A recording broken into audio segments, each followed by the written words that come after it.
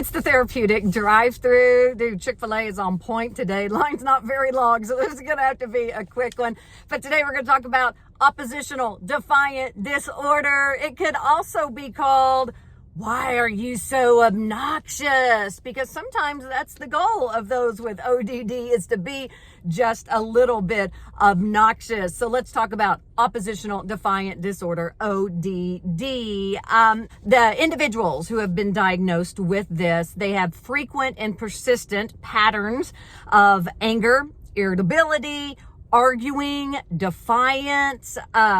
They are vindictive. They purposely argue with authority or an adult. They refuse to comply with adults.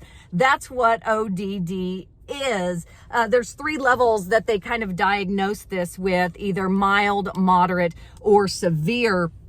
Mild would be displaying symptoms of ODD in one area, such as maybe in the home. Moderate would be 2 areas. So maybe this individual's displaying these symptoms at school and at home, and severe would be 3 or more areas. So what causes ODD?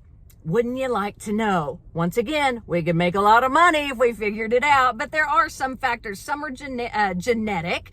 So if a child's parent at one time was diagnosed with ODD, they are actually 2 times more likely to suffer from oppositional defiant disorder as well. And there's environmental factors. When we talk about environmental factors, we see a number of individuals diagnosed with ODD from environments where there was a lack of supervision, where there was inconsistent or harsh punishment, where there was abuse, or where there was neglect. Those things we often see a lot in those environments. So what do you do? How do you work with an individual with ODD? Well, it's another interesting question because, are you working with an individual who has been removed from that toxic environment and now you're trying to work with them to help them regulate yourselves? Or are you working with an entire family unit who is still struggling with, abuse or neglect or, lack of supervision, and now we're trying to help these kids? That's a much more complicated situation.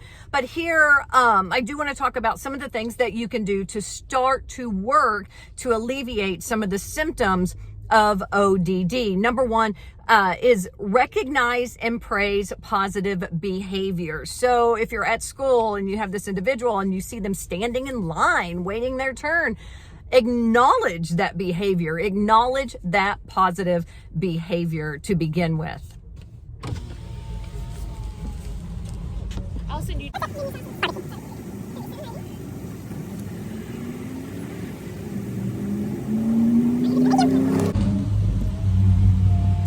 Okay, another thing that you can do is avoid the power struggle. Pick your battles. Like we said, individuals with ODD are looking to, to battle that position of authority. So if they're coming in at a 5 and you're coming in at a 6, a 7, and 8, at some point you got to stop that and go, this is not the battle that I'm choosing at this point in time. Number 3 is discuss limits when not triggered. Okay, let's discuss those limits, the things that we want to lay down as foundation when everybody's not already up here at a 10. Another great thing you can do, especially for children, is assign them a chore. Let them have input on it, but make it a chore that only gets done if they do it. So let's say this individual is to take out the trash. Don't take out the trash. This is their job. Let them do it. And when they do it, praise them for it. Don't tell them, well, you should have done that 3 days ago. Simply praise them and set them up for success by doing these chores, okay? And another thing to keep in mind when you're working with somebody with ODD is when you're talking about punishment, you're talking about setting limits, treat them as if they are already the person you want them to be. Because sometimes, because we're frustrated, because we're already fed up with this individual, we punish them and we treat them differently than we have a compliant child, okay? And so those are very different. For visual reference, okay, when you're talking about ODD, think about Stewie from Family Guy, okay? That is exactly ODD behavior. Mom, mommy, mom, mommy. What do you want?